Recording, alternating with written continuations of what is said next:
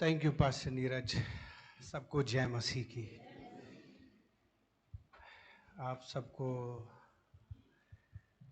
आश्चर्य ही होगा और मुझे भी है आश्चर्य कि परमेश्वर ने मुझे आज अपनी कलीसिया में खड़ा किया है और मैं आपके सामने उपस्थित हो सका, क्योंकि ये सच है कि मैं मर गया था, लेकिन मसीह यीशु ने मुझे जिंदा कर दिया है और उसी की बदौलत मैं आपके सामने हूँ।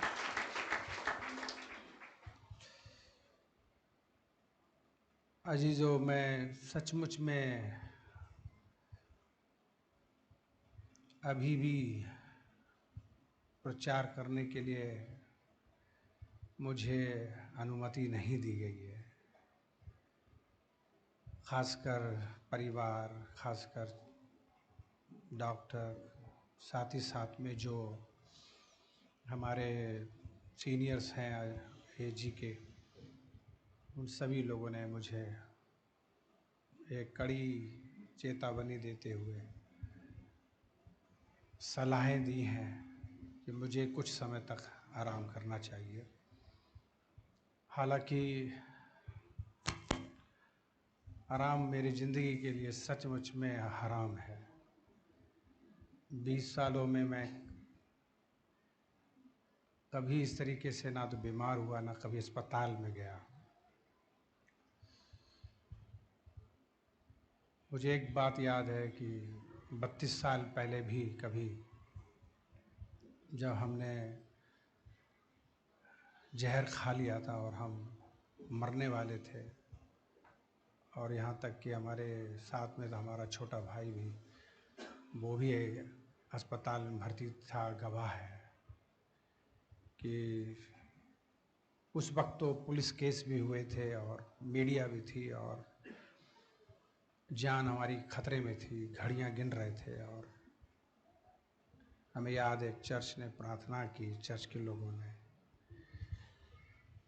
परमेश्वर ने हमें उस वक्त अपनी दया करके उसने हमें बचा लिया, और बचाने के बाद फिर हमने अपना जीवन परमेश्वर को दे दिया था, और तब से हम दूसरों की जिंदगियों को बचाने के लिए लग गए। आज 32 साल के सेवकाई में जब मैं आईसीयू में था, बिस्तर पे था, तो मुझे समझ में नहीं आ रहा था कि अफरा तफरी मची हुई है और तरह तरह की भगदड़, और मुझे आईसीयू में रखना और मशीनें आना, और ये सब चीज़ें देख करके मुझे ऐसा लग रहा था कि शायद क्या मेरी ज़िंदगी का ये आखिरी दिन है। मैंने उस वक्त आईसीयू में परमेश्वर से एक ही दुआ करी थी। दर्द मेरे पास शरीर में बहुत तगड़ा था, जिसकी वजह से वो मुझे इंजेक्शन लगाने लगे, और सबसे पहले जब उन्होंने मेरे लिए ईसीजी वगैरह जब उन्होंने किया, तो उसमें मेरा तेज दर्द की जो रेखाएं होती हैं वो दिखती हैं, और जिसकी वजह से उन्होंने मुझे सीरियसली एडमिट किया, और ये सोच करके कि शायद ये हार्ट अटैक की कोई संकेत तो नहीं है। तो उस शंका को मिटाने के लिए और ऑब्जर्वेशन करने के लिए उन्होंने आईसीयू में भर्ती किया, और मुझे कुछ समझ में नहीं आ रहा था, लेकिन मुझे परमेश्वर से मेरी बातचीत चल रही थी, और मैं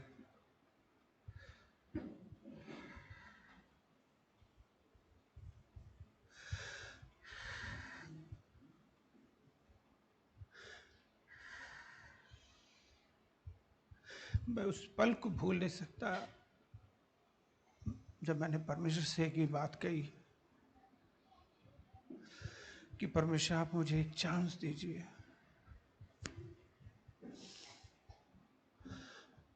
बड़ी उम्मीद के साथ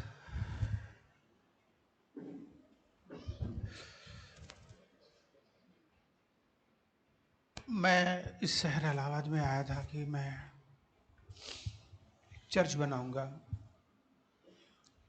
मुझे चर्च बनाने के लिए चांस दीजिए। हम एक मिशनरी है और हमारी वाइफ भी मिशनरी है। हम लोगों की मेन कॉलिंग जो है वो यही है कि हम जगह जगह जाएं और चर्च की स्थापना करें, चर्च बनाएं और आगे बढ़ जाएं।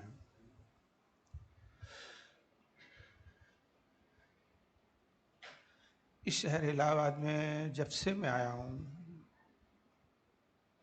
पहले ही दिन से ही मेरा विरोध हुआ है। मुझे भगाने तक के लिए लोगों ने जोर लगा लिया था।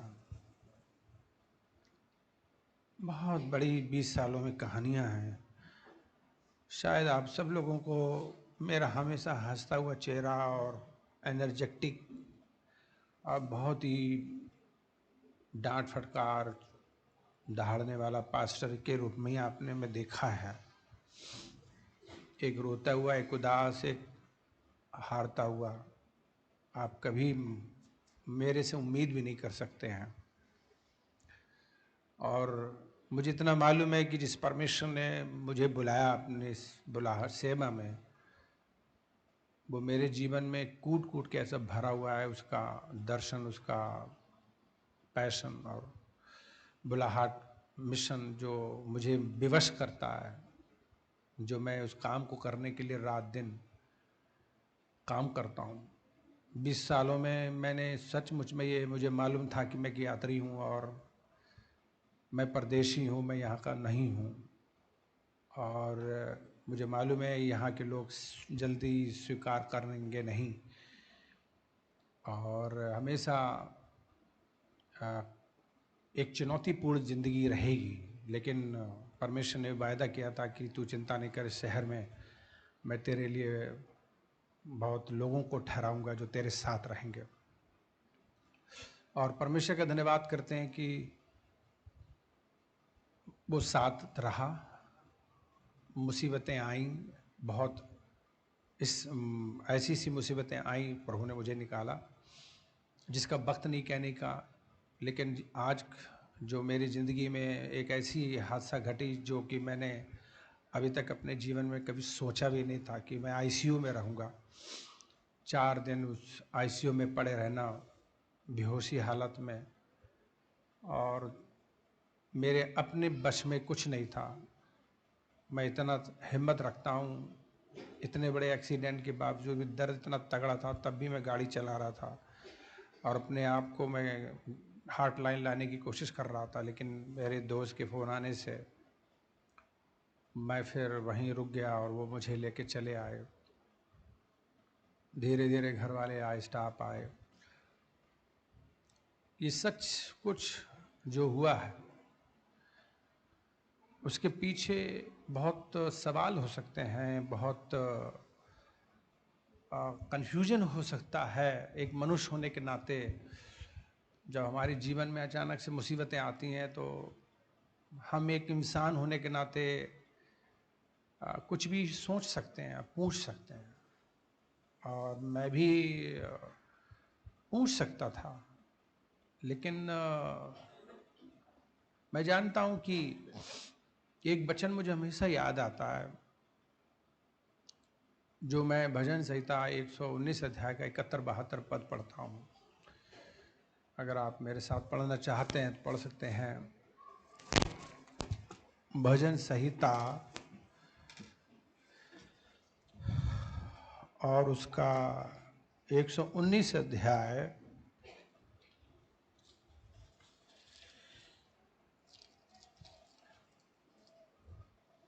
और उसके 71-72 पद में लिखा हुआ है कि जो दुख मुझे हुआ वो मेरे लिए भलाई हुआ है, जिससे मैं तेरी विधियों को सीखूं। और फिर आगे लिखा है, तेरी दी हुई व्यवस्था मेरे लिए हजारों रुपयों और मोहरों से भी उत्तम है। ये पद मुझे हमेशा याद दिलाता है, और मैं एक बात जानता हूं कि परमेश्वर कभी गलती नहीं करते हैं। परमेश्वर कभी भी गलती नहीं करते हैं। और दूसरी चीज मैं ये भी जानता हूं कि हम भी बहुत बार गलतियां करते हैं, तब भी परमेश्वर हमारे पापों के अनुसार हमसे व्यवहार नहीं करता है। वो हम पर दया करता है, वो हमसे प्यार करता है। उसको स्मरण रहता है कि हम मिट्टी हैं, गलती कर सकते हैं।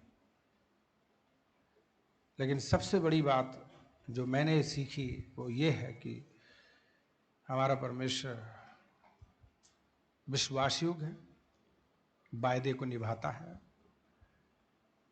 चाहे कितनी बड़ी भी मुसीबत मेरे जीवन में आए, अगर परमेश्वर की मर्जी नहीं है कि मैं मरूं, तो मर नहीं सकता, चाहे कितना भी मारने वाले मुझे आए।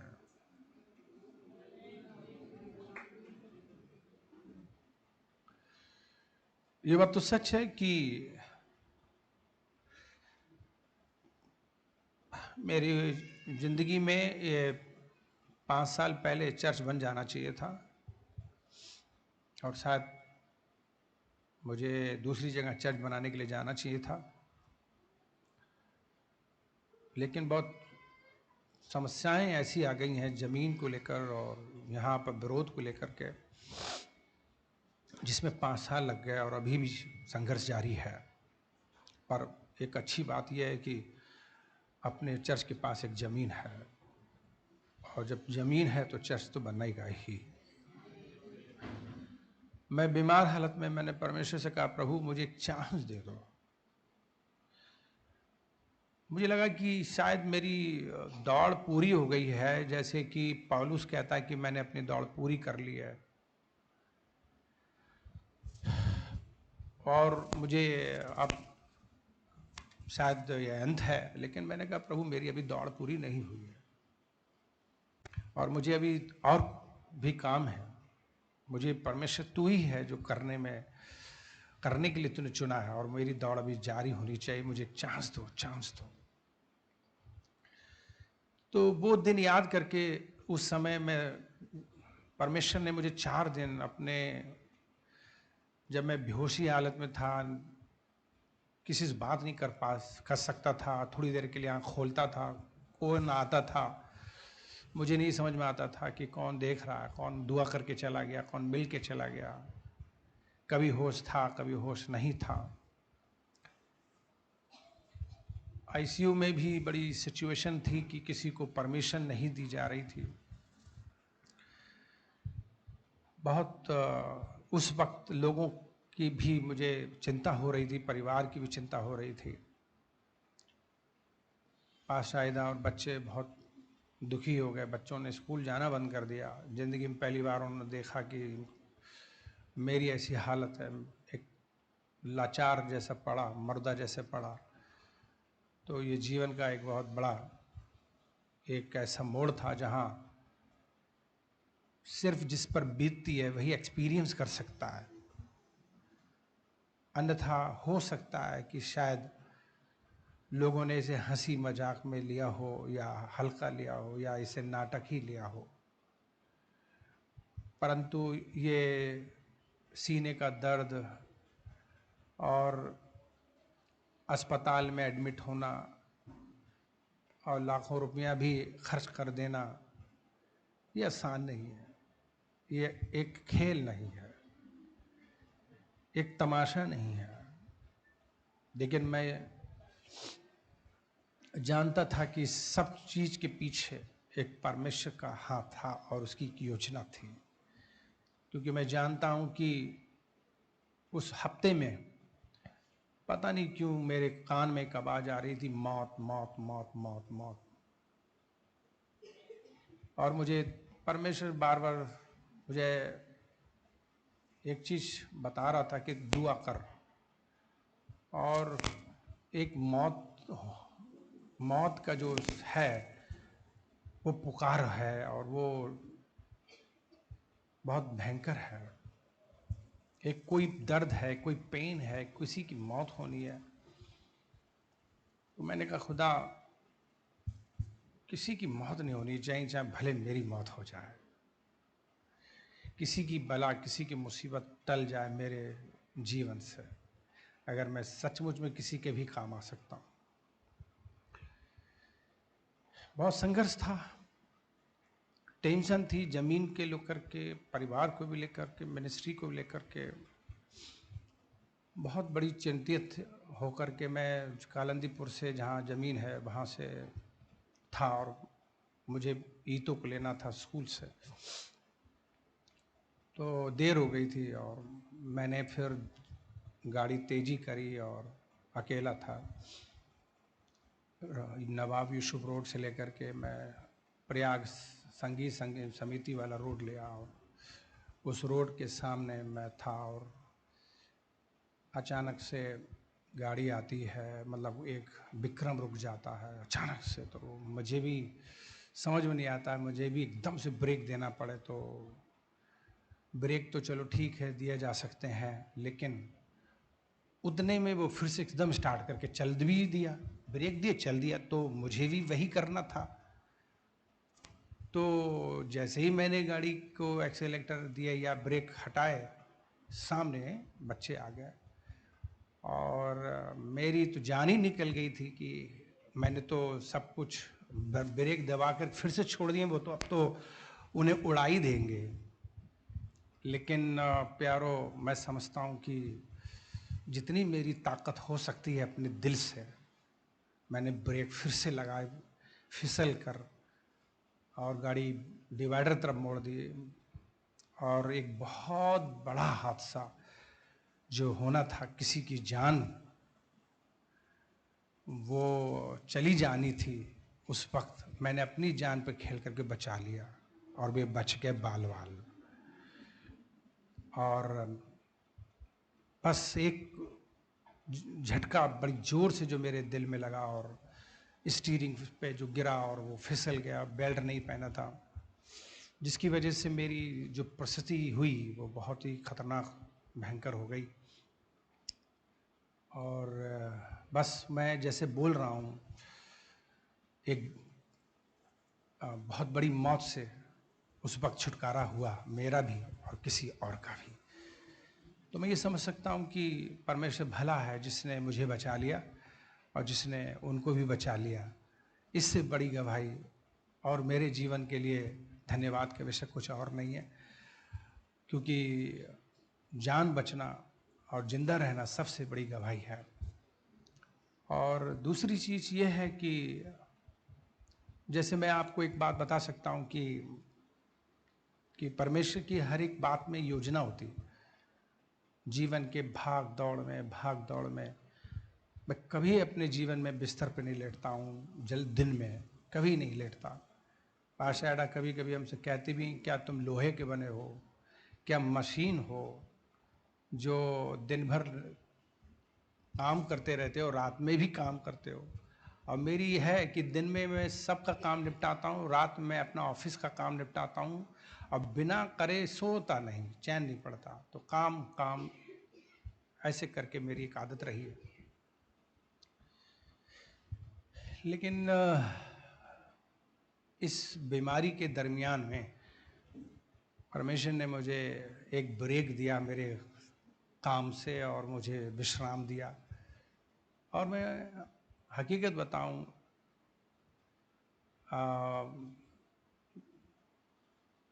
मैं अपने जीवन में ऐसे कभी नहीं सोया जैसे इन दिनों में सो गया। और मैं जब घर आया था तो घर में भी मुझे बहुत नींद आ रही थी, क्योंकि दवा ऐसी चल रही थी जिसमें मुझे खा के सिर्फ सोना ही रहता। पाशाइडा ने कभी जीवन में ऐसे नहीं देखा होगा मुझे सोते हुए, सन्नाटा मार के चुप रह करके। मैं सुबह को मुझे हिलाती थी, उठाती थी कि दवा खाओ और खाना खाओ। खा के मैं लेट जाता था, पता ही नहीं चलता था, बस अगले ही ऐसे लगता है कि अभी 1 मिनट में उन्होंने मुझे जगाया है, कह रही लंच करो। फिर थोड़ी देर के बाद में ऐसे लग रहा है 1 मिनट के बाद कह रही डिनर करो। मुझे कुछ नहीं समझ में आता था। तो मैं बहुत धीरे धीरे ये महसूस कर रहा था कि इस घटना के द्वारा परमेश्वर ने मुझे कैसा गहरी नींद देने के लिए और सुलाने के लिए एक अवसर प्रदान किया। जो मैं 20 सालों में मैंने जो आराम नहीं किया, वो मैंने इस वक्त, इस हफ्ते में जो मैंने विश्राम किया है, वो मुझे बहुत ही अच्छा महसूस कराया उसने। और जब मैं विश्राम कर ही रहा था तो मुझे लगा कि ज़िंदगी में आराम कितनी अच्छी चीज़ है। और फिर मुझे नींद से प्यार भी होने लगा। और फिर मैंने कहा कि काश कितना अच्छा हो कि मैं ऐसे हमेशा सोऊं। और सोना भी वास्तव में ये एक बड़ा अच्छी चीज़ है, गिफ्ट है परमेश्वर की तरफ से। जैसे बाइबल में लिखा नहीं कि वो अपने प्रियों को नींद यूं ही दान प्रदान करता है। तो हालांकि ये नींद एक स्पेशल नींद थी जो कि घंटों वाली और रात दिन वाली थी, इसका मजा ही कुछ था।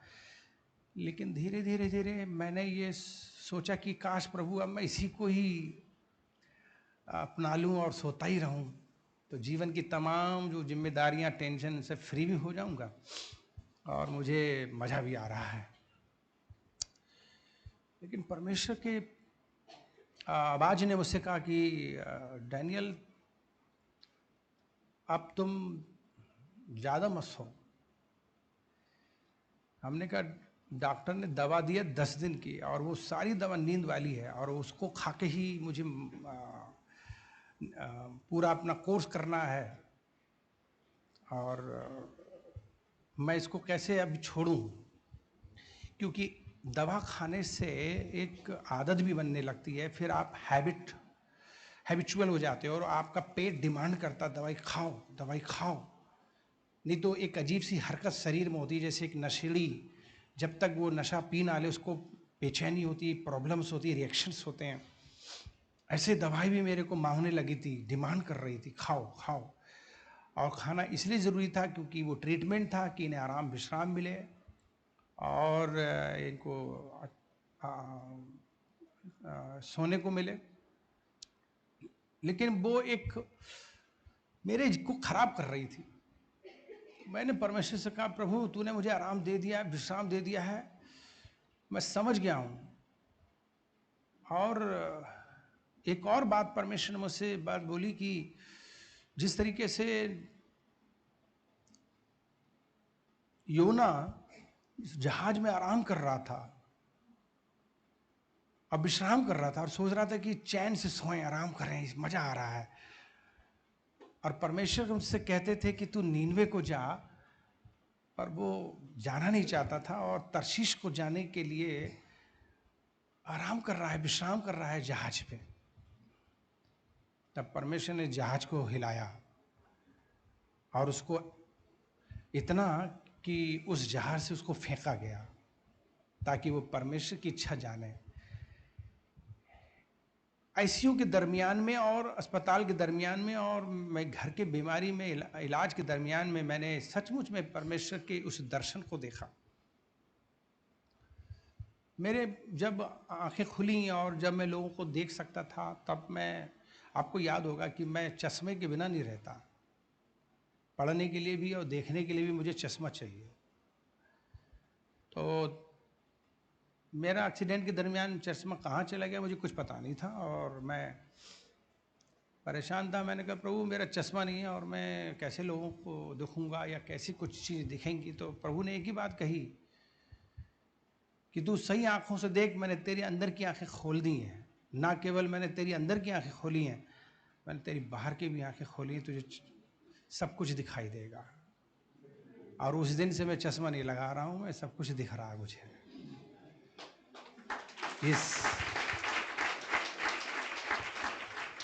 मैं एक सचमुच में गवाही है ये कि अगर मेरा कुछ बुरा भी हुआ तो परमेश्वर ने कुछ भला भी किया। और दूसरी चीज़ ये है कि परमेश्वर ने मुझे एक चीज़ बताई कि जब हम किसी भी जगह में बहुत कंफर्ट होने लगते हैं, अपने आप को बनाने लगते हैं, आरामदायक ज़िंदगी जीने की कोशिश करते हैं। उदाहरण के लिए इलाहाबाद हम आए और हमने सोचा कि यहाँ एक चर्च बनाएं और फिर आगे जाएं, लेकिन धीरे धीरे धीरे धीरे एक मनुष्य होने के नाते स्वार्थी हैं हम भी। कभी कभी ये सोचने लगते हैं कि हाँ यार शहर बहुत बढ़िया है, हाँ, इतनी बड़ी कांग्रीगेशन बना दी है, हाँ, ज़मीन भी है, अब चर्च भी है, अब घर भी बने और यहीं ज़िंदगी काटें, बिताएँ, आप कहीं नहीं जाएँगे। यहीं बच्चे सेटल हों, लाइफ ज़िंदगी कटे। तब जब हम इस प्रकार से सोचने लगते हैं तो अच्छा है, एक मनुष्य सोच सकता है, लेकिन खुदा जिसने योजना बनाई है, अगर हम उसके विपरीत चलेंगे और जहाज में सोएंगे तो वो हमारा योना का परमेश्वर है जो जहाज हिला करके आपको संदेश देता है। और उसने इस एक्सीडेंट के द्वारा मुझे संदेश दिया है कि सिर्फ मुझे इलाहाबाद में ही चर्च नहीं बनाना है, मुझे और भी जगह जाके चर्च बनाना है, जिसके लिए परमिशन है मुझे याद दिलाया है। प्यारो, आसान नहीं होता है। मेरे पास में कहने के लिए बहुत कुछ है, पर मेरे ऊपर एक प्रतिबंध लगा हुआ है, ज़्यादा ना बोलूं। एक प्रचारक की आदत होती है बोलने की, वो बोलता है। 5 मिनट की गवाही देने के लिए मैंने मांगा था समय, पाशायदा प्रचार करेंगे और मेरे भाई पाशा प्रकाश वो अनुवाद करेंगे, क्योंकि वो जानते हैं कि इस वक्त उन्हें ज़रूरत है हम उनकी। और आईसीयू के दरमियान में, वो बीमारी के दरमियान में मुझे मेरी मदद की है परिवार सहित, और आशायदा बच्चे और स्टाफ और आप सभी लोग।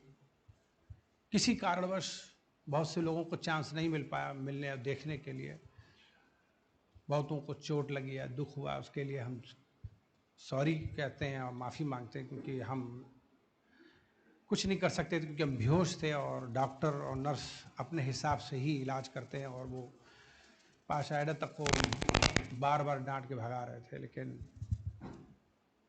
उन्होंने भी कुछ कड़ा रूप दिखाया है, बहुतों को चोट लगी होगी, लेकिन मैं ये विश्वास करता हूँ कि आपके धैर्य ने और आपके शांत ने और आपके बर्दाश्त ने और आपके कोऑपरेशन, आपके सपोर्ट ने मुझे आराम करने दिया, उसके लिए मैं बहुत बहुत धन्यवादित हूँ।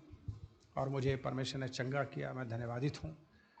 डॉक्टरों ने मेरी पहली जब ईसीजी की, उसको देखकर उन्होंने मुझे एडमिट किया, लेकिन उसके बाद जब दुआ होने लगी पूरे हमारी कलीसिया में और पूरे भारत में और भारत के बाहर भी, आप विश्वास नहीं करोगे, ये मुझे इतना अच्छा अवसर मिला इस बार कि लोगों ने रो रो करके दुआएं करी मेरे लिए, और इतनी दुआएं शायद कभी नहीं हुई जो इस घटना से मेरे लिए दुआ लोगों ने ज़्यादा करी है।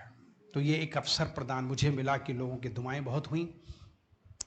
सबके दुआओं के लिए मैं बहुत बहुत धन्यवादित हूँ, और इस दुआ के वजह से ही आज मैं जिंदा हूँ। परमेश्वर की योजना के तहत मैं जिंदा हूँ। उसने मुझसे बातचीत की है, अपनी योजनाएं बताई हैं, और न केवल ये, बल्कि जो लोग देखा जाए एक तरीके से जो मुझसे नाराज थे या मुझसे चिढ़ते थे या मुझसे मिलना भी नहीं चाहते थे, वे भी ऐसे वक्त पर मेरा साथ दिए और मुझे मिले और दोस्त बने। बहुत परिवर्तन मैंने देखा इस अवस्था में आकर। हालांकि कभी कभी हम अभी भी यही कहते हैं, परमेश्वर ये सब चीज़ें हमारी ज़िंदगी में क्यों होती हैं। अय्यूब भी इस बात को कह रहा था और शिकायत कर सकता था कि मैंने क्या किया है। कभी कभी हम शायद गलत नहीं होते हैं, लेकिन हमारे बीच में क्या हो रहा है हमें नहीं मालूम है। अय्यूब को भी नहीं मालूम था, हम भी नहीं समझ पा रहे थे ये सब है क्या, क्यों हो रहा है। पौलुस भी कहता है कि एक कांटा मेरे शरीर में चुभा, मुझे कुछ नहीं समझ में आ रहा है क्यों है, और मैंने बहुत परमेश्वर से दुआ करी कि ये कांटा मेरे शरीर से प्रभु निकाल दे। तो बाइबल कहती है कि परमेश्वर ने कहा मेरा अनुग्रह तेरे लिए काफी है। और वो कहता है कि कभी कभी कांटे मेरे जिंदगी के लिए भले के लिए हैं, ताकि कहीं मैं घमंड से ना भर जाऊं, कहीं मैं बहुत उठ ना जाऊं, अपने को ना ही उठाऊं। हमारा परमेश्वर जानता है हमें करेक्शन करना, सिखाना, वो तोड़ना जानता है, वो हमें बनाना जानता है। और जैसे मैंने एक पढ़ा पद की, तेरी दी हुई व्यवस्था मेरे लिए हजारों मोहरों और रुपयों से उत्तम है। अगर कुछ पैसा मेरे लिए मेरे इलाज में लगा है, हानि हुई, दर्द हुआ, तकलीफ हुई, परमेश्वर ही जानता है, क्योंकि बाइबल कहती है जो कुछ भी होता है हमारे जीवन में सब मिलकर के भला को उत्पन्न करता है। और दूसरी चीज मैं जानता हूं कि कभी कभी हमें ये लगता है कि शायद हम दुश्मन हैं, या ये दुश्मन है, या वो हमारे खिलाफ हैं। हमको कभी कभी लड़ाई झगड़ों में ऐसा एहसास होगा कि शायद हमारे परिवार के लोग दुश्मन हैं, क्योंकि बाइबल हमें समझाती है कि घर के ही लोग बैरी होंगे। ये यीशु मसीह के साथ अपने चेले लोग भी विरोध करेंगे। ये सारी चीजें कभी कभी हमारे जीवन में आती है तो एक आपका जीवन एक ऐसा दर्दनाक बन जाता है जहां आप हो सकता है मरना भी चाहो। जैसे एलिया बड़े बड़े काम करने के बाद उसके ऊपर हमला हुआ उसकी मौत के लिए, तो वो डर के मारे भागा और छिपा और अपने को झाऊ के पेड़ के नीचे छुपा लिया मरने के लिए। लेकिन परमेश्वर उसके साथ था, डील कर रहे थे, उससे बात कर रहे थे। कभी कभी हमारे जीवन में विरोध होता है अपनों से, प्यारों से, बच्चों से, स्टूडेंट्स से। कभी कभी खिलाफ हो जाते हैं उन वो लोग भी जिनको हम खिलाते हैं, वे भी हमें काटते हैं। हमें नहीं लगता क्यों सब कर रहे हैं, हम लोग सोचते हैं ये सब दुश्मन है, ये हमारे खिलाफ है। पर बाइबल हमें एक चीज को सिखाती है। मैं कुछ अलग हट करके ये सोचता हूं कि घर के बैरी होंगे, अपने होंगे, बाइबल लिखा होंगे, लेकिन इन सब चीजों के पीछे बाइबल कहती है हमारा ये एक मलयुद्ध है जो कि शरीर से नहीं है, इंसानों से नहीं है, बल्कि शैतान से है, दुष्ट आत्माओं से, जो हमारे खिलाफ काम करते हैं और हमारे बीच में आता है। और हमें नहीं मालूम रहता है किसको वो इस्तेमाल कर सकता है हमारी जिंदगी को तबाह करने और बर्बाद करना। पर परमेश्वर का वचन कहता है जब परमेश्वर हमारी ओर है तो हमारा विरोधी कौन हो सकता है। लाख हमारे कितने भी मुसीबतें आए, कितना भी हमारा एक्सीडेंट हो, चाहे कितनी भी हमारी जान निकल जाए, पर हमारा परमेश्वर वो है जो मुर्दों को भी जिंदा कर सकता है। और मैं वही हूँ जिसने मुझे जान दी है, जिसने मुझे जिंदगी दी है। अपने गवाही के दरमियान में अंत में एक ही बात कहना चाहता हूं कि परमेश्वर ने मुझे एक और चांस दिया है और मैं उस चांस का प्रयोग करना चाहता हूं, ना केवल इलाहाबाद में बल्कि जहां जहां वो मुझे लेके जाना चाहता है चर्च बनाने के लिए, मैं वो करना चाहता हूं। मैं रो कर कह रहा था प्रभु मुझे चांस दो चर्च बनाने के लिए। प्रभु ने कहा बेटा तू दुनियावी और फिजिकल चर्च की बात कर रहा होगा, पर तुझे ये बात नहीं मालूम है कि तूने कितने चर्च यहां बना दिए हैं। आज मैं परमेश्वर का धन्यवाद करता हूं कि 14, 15, 16 पास्टर मेरे हैं जो चर्च चला रहे हैं, और वो चर्च ही तो बनाए ना मैंने। अगर रही बात फिजिकल चर्च की, दाऊद के अंदर भी बहुत बड़ा बोझ था और दाऊद रो करके कह रहा था प्रभु मुझे चर्च बनाना या मंदिर बनाना तेरे लिए। तो परमेश्वर ने उसे कहा कि तू ना भी बना पाए तो बस मेरे राज के लिए लड़ता रहे, अगर तू ना भी बना पाएगा तेरा बेटा चर्च बना देगा या मंदिर बना देगा। मेरा दर्शन है मेगा चर्च, एक बहुत बड़ा चर्च, एक बेदारी वाला चर्च बने इलाहाबाद में। और मैं जानता हूं कि मैं नहीं तो मेरा बेटा, और बेटा नहीं बल्कि बेटे, क्योंकि आत्मिक रीति से परमेश्वर ने मुझे बहुत ढेर सारे बेटे दिए जो चर्च बना रहे हैं, बनाते रहेंगे और दर्शन बढ़ता चला जाएगा। और एक बहुत बड़ी बेदारी इलाहाबाद में इस चर्च के द्वारा ही नहीं बल्कि पूरे यूपी और भारत के अंदर इस चर्च की वजह से बेदारी आएगी।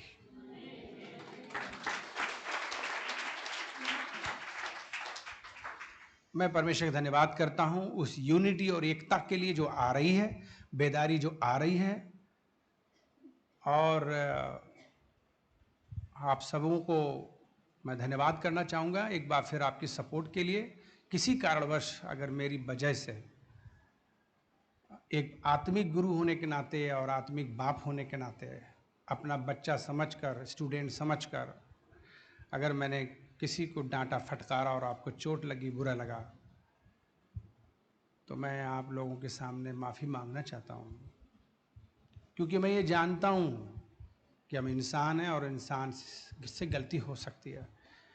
अपने आईसीयू में बीमार के हालत में मैंने खुदा से यही कहा, खुदा अगर मुझसे गलती हो तो माफ़ कर, क्योंकि माफ़ी सबसे बड़ी चीज़ है, मांगना और पाना।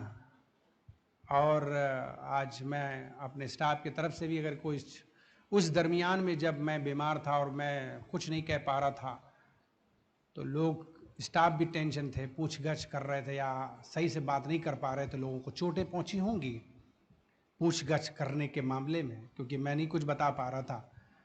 तो ऐसे में उन्हें भी माफ़ कर दीजिए और मुझे भी, क्योंकि हमारी मनसा किसी को चोट पहुंचाने की नहीं, बल्कि सबसे प्यार करते हैं और करते रहेंगे।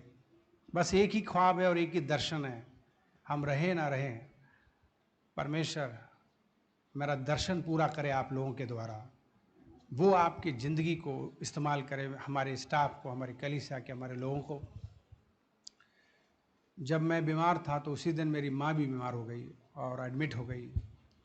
4 दिन तक उसे बताया नहीं गया मेरे बारे में। जब उसे पता चला 4 दिन के बाद, वो बहुत रोई और मैंने शायद 1 हफ्ता के बाद उससे बातें करी और मुझे यही लगा कि खुदा ने मुझे एक चांस दिया है, बहुत मैंने काम धाम किया है, एक हल्का मुझे ब्रेक लेना चाहिए, 1-2 महीने का मुझे ब्रेक लेकर कुछ ऐसा अपने लिए रेस्ट देना चाहिए, जिससे कि मैं और परमेश्वर की आवाज़ सुनूं और परमेश्वर का काम करूं। मैं ये नहीं कहता कि मैं हार रहा हूं, हार गया, मेरे पास में अभी भी बहुत दम है। मैं सच बता रहा हूं कि डॉक्टर ने 10 दिन के लिए मुझे दवाई दी थी, लेकिन मैंने सिर्फ 3 दिन दवाई खा के बाकी दवाई फेंक दी है। मैंने कहा मैं दवा से नहीं चलूँगा, क्योंकि दवा मुझे दबा देगी, मैं दुआ से चलूँगा जो मुझे उठा देगी, और मैं आज बिना दवा से हूँ। हालांकि मेरे सारे टेस्ट में नॉर्मल आया, भी एक और टेस्ट मुझे बोला गया करने के लिए, क्योंकि अभी भी हल्का सा दर्द उठता है या बोलने पर उठता है, तो मुझे राय दी गई एक और टेस्ट करा लो मैदानता में जाके। शायद मुझे एक टेस्ट कराने के लिए जाना भी पड़े, लेकिन मैं विश्वास करता हूँ कि वो टेस्ट भी फेल हो जाएगा, उसमें कुछ आएगा नहीं, क्योंकि परमेश्वर ने मुझे चंगा कर दिया है और मुझे एक नया दिल दे दिया है और वो मुझे इस्तेमाल करेगा। प्यारो, आप मुझे कुछ समय के लिए छुट्टी दीजिए ताकि मैं कुछ एक ब्रेक लूँ, लेकिन मुझे खुशी है मेरी जगह पे मेरे भाई ने, पास्टर प्रकाश ने और उनकी पत्नी ने एक जिम्मेदारी ली है कि वो मेरे साथ खड़े रहेंगे और अपनी कलीसिया में रह कर के काम करेंगे। तो मैं उनको भी बहुत बहुत धन्यवाद देना चाहता हूँ कि वो पास्टर प्रकाश और उनकी पत्नी हमारे चर्च में सपोर्ट करेंगे हमारा, और आज भी सुबह में उन्होंने सपोर्ट करी, ट्रांसलेशन किया, पाशायद आकर के प्रचार करेंगे और पास्टर प्रकाश अनुवाद करेंगे। मैं चाहता हूं कि सचमुच में आप सब लोग खड़े हो जाएं अपने स्थानों पे और मेरे लिए दुआ करें। और मैं धन्यवाद करना चाहता हूं एक बार फिर से अपनी पत्नी के लिए, अपने बच्चों के लिए, जिन्होंने मुझे बहुत संभाला, और आप सभी लोगों के लिए जिन्होंने मुझे प्यार किया और मुझे सहायता की। क्यों ना आप दिल से मेरे लिए दुआ करो कि परमेश्वर मुझे और नई सामत और नई शक्ति दे कि उस परमेश्वर काम को मैं करता हुआ चला जाऊं। अपना हाथ बढ़ा करके प्यारो, मेरे लिए जितनी गंभीरता से आवाज़ निकाल के दुआ कर सकते करो। इसी वक्त दुआ करो मेरे लिए।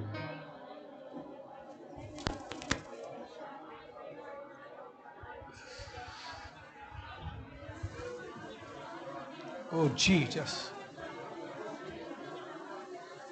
Jesus, Jesus, Jesus, Jesus, Jesus.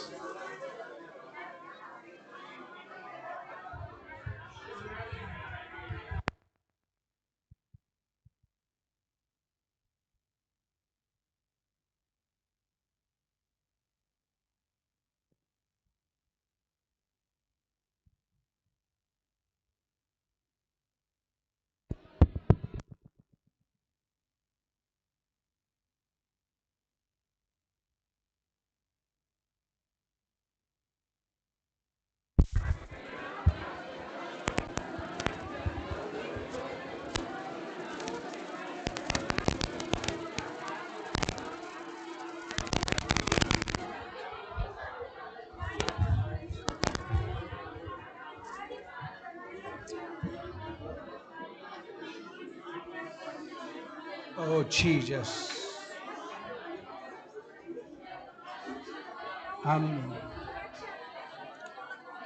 Jesus. Oh, Jesus.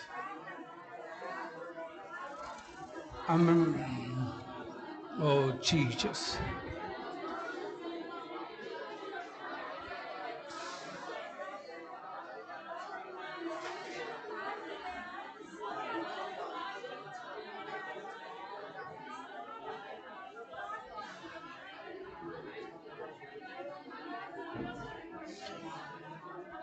हम रिक्वेस्ट करेंगे हमारे बीच में मिस्टर पीटर संदास आगे आकर प्रार्थना में अगुवाई करें मेरे लिए, मेरी जिंदगी की, मेरी सेवकाई के लिए। प्रभु पिता परमेश्वर, हम धन्यवाद करते हैं आपका इस सुंदर समय के लिए कि आपने हमको दिया और हमारे बीच में पास्टर डैनियल को पूरी चंगाई के साथ चंगाई देते हुए हमारे बीच में इस कलीसिया को अगुवाई करने के लिए और यहाँ अपनी जिंदा गवाही देने के लिए आपने भेजा है। आप हमारे जिंदा परमेश्वर हैं। आपने कलाम में बोला, आपने पहेलिए के जाल से बचाया और तमाम महामारियों और परेशानियों से बचाया। आप जिंदा परमेश्वर हैं। इस दास को आपने पुनः खड़ा किया। बाकी शेष कार्य जो इस कलीसिया के पचे रह गए हैं उनको इनके माध्यम से आप पूर्ण करें। इनको अपनी सामर्थ और पवित्र आत्मा से परिपूर्ण करें कि इस कलीसिया की एक अच्छी निगरानी और ये दे सकें। ये कलीसिया इस शहर की सबसे महान और बड़ी कलीसिया बनने पाए। उस कलीसिया के बैठने का स्थान पूर्ण शीघ्र अतिशीघ्र बनने पाए। इसमें कार्य जितने सेवक हैं उन सेवकों को तू अपनी सामर्थ्य से परिपूर्ण कर, उनको बाइबल का उचित अध्ययन करने की शक्ति दे, उनको बाइबल के अनुसार चलने का एक ज्ञान दे। पिता परमेश्वर, शैतान उनको भटकाता है, शैतान से उनकी सुरक्षा कीजिए। आपके सारे दासों को, इस कलीसिया को आपके हाथों में देते हैं। ये कलीसिया आगे बढ़ती जाए, ये सब कुछ मांगते हैं यीशु मसीह के नाम में, आमीन।